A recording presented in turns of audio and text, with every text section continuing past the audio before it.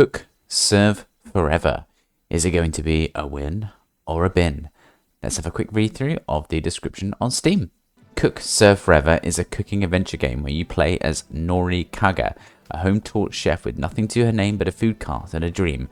Manage your menu, learn delicious recipes, and meet a diverse cast of friends and foes on your way to culinary greatness. So I put in a request for a key from the developer quite a while back on this. I thought it might be similar just from the pictures and the description, similar to Overcooked and Overcooked 2, which I really liked. So yeah, it's something a bit different. The developer did give me a key, of which I'm thankful for, so I got stuck into it. But unfortunately, it's absolutely nothing like those games and nothing that would appeal to me at all, despite my emphatic love for food. I've played about an hour, and I think I've done 5 or 6 levels and got into the story a bit and whatnot, and it's not changing, and I didn't like it at the beginning, and I don't like it now, and I can't see it becoming any different. It's just, I'm not even sure, really, whether this is a finished game, or even a game, or just watching some sort of story play out in front of you by sort of just watching, literally, and pressing a few buttons in between. So you basically play, as the description said, a girl called Nori, and you are brought into the world of cooking by your mother, who has since died. And that's basically your career. You're trying to chase the dream, and you have a celebrity chef as your idol, and you want to achieve awards for the, I can't even remember the name of it, but there's an award in the game that you really want to go for and win. Presumably it'll bring you great wealth and splendor, but that's the target, basically. And the artwork itself is nice. It's sort of Japanese style cartoon. I think it looks good. I can get into it. It's animated, so it's not static in any way, so yeah, I quite like it. The music is decent. It's sort of quite chilled. You can sort of just relax while you're playing, so yeah, I quite like that. And there is a potential for a good story. I mean, I really like food. I'm a really keen chef myself at home, so I think working your way up from the beginning and maybe doing well out of that is interesting for me, actually. So they are some positives right there. Unfortunately, that's basically it as far as I'm concerned. So seemingly before each level, certainly the ones I've played so far, you have to decide which dishes you want to make. I think that's what it's asking you to do, although I'm not too sure. So there's a selection of things on your screen, ranging from burgers to donuts, and you can pick 6 and confirm them. Now, presumably they're the things you're going to be making. So once you get into the game itself, it's a game of pressing a combination of keys as prompted on the screen.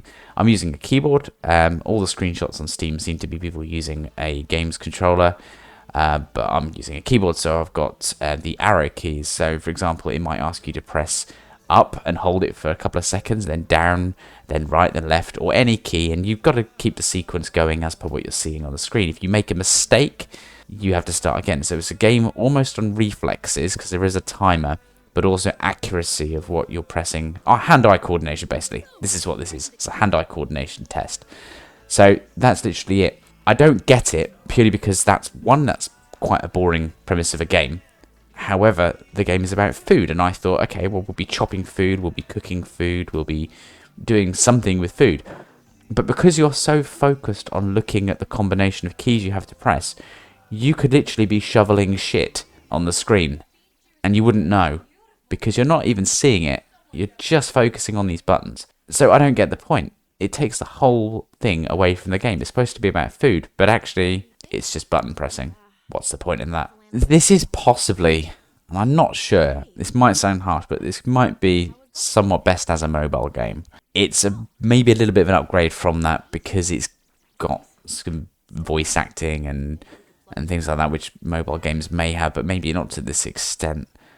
But it just has a feeling of either a very basic console game or a mobile game.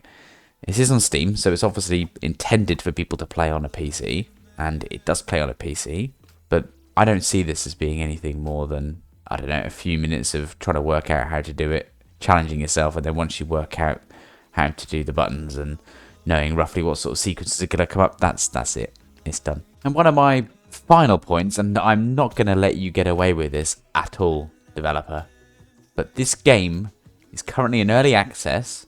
It's just been released. It's £22.50. £22.50 for a game where you press buttons that are displayed on the screen. That can't be true. It is. I'm looking at it right now. I mean, produce a game that's like this, if you must. But to charge that is disgraceful.